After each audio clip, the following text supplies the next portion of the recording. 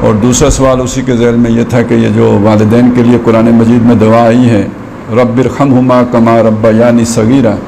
تو اس کا کوئی خاص وقت ہے یا ان کے فوتیدگی کے بعد ہی یہ دعا کرنے کی ہے یا اس سے پہلے بھی کرنے کی ہے؟ دوسرا سوال کا جواب چونکہ مختصر ہے میں اسے پہلے لے لیتا ہوں کہ یہ دعا ہر وقت کرتے رہنے کی زندگی میں بھی، اس لیے کہ جب ان کے وہ بڑھاپے کو پہنچتے ہیں، چونکہ یہ دعا آئی بھی اسی وقت کی ہے کہ جب اما یبلغن کیا ہے جی وقضا ربک الا تعبدوا الا ایاہ وبالوالدین احسانا، اما یبلغن احدہما او کلاہما اما یبلغن عندک الکبر، تمہارے پاس وہ پہنچ جائیں کبر کو، احدہما ان میں سے ایک، او کلاہما یا دونوں، تو اس یعنی جب وہ بڑھاپے کو پہنچ جائیں اس وقت کی یہ دعا یعنی خود قرآن مجید نے واضح کر دی ہے۔ وجہ اس کی کیا ہے؟ وجہ اس کی یہ ہے کہ بڑھاپے میں ان کی حالت بہت قابل رحم ہو جاتی ہے ہر انسان کی، کہ ومن نعمرہ ننکسہ فی الخلق، جب انسان کی عمر بڑھتی جاتی ہے تو اس کی طاقت میں، اس کی قوت میں، اس کے جو بھی اعضاء ہیں اس میں لازماً کمی پیدا ہونا شروع ہو جاتی ہے، عقل بھی ضعف کا شکار ہو جاتی ہے، سمجھ بوجھ بھی انسان کی کمزور سے کمزور تر ہوتی چلی جاتی ہے۔ تو آپ اپنی تمام تر کوششوں کے باوجود جو ہے ان کی مخدوش صورتحال کو سنبھال نہیں سکتے، اور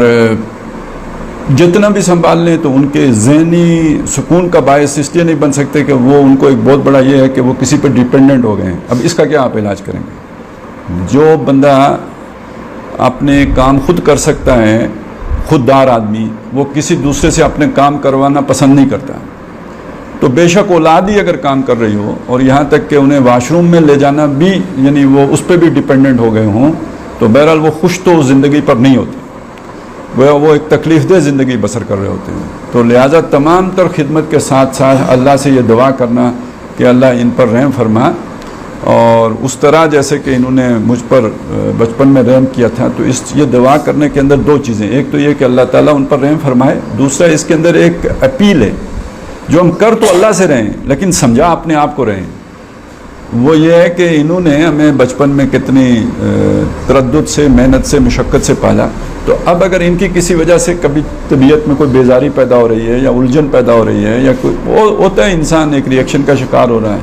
تو وہ وقت ساتھ یاد کرایا جا رہا ہے۔ تو یہ قرآن مجید کا اپنا ایک انداز ہے نصیحت کا، تعلیم کا، تلقین کا، کہ دعا اللہ سے کی جا رہی ہے تو بات ایک کانسیپٹ ہے جو آپ کو خود سمجھ میں آ رہا ہے، غیر شعوری طور پر آپ کے اندر بیٹھ رہا ہے۔ تو ایک تو یہ بہرحال بات یہی ہے کہ یہ زندگی میں بھی مانگی جا سکتی ہے، مرنے کے بعد تو خیر بالکل ہی خاص ہو گئی بات کہ سب کو اللہ کی رحمت کی ضرورت ہے تو والدین کو بھی ضرورت ہے، لیکن اس سے پہلے بھی زندگی میں بھی کرتے رہنا چاہیے۔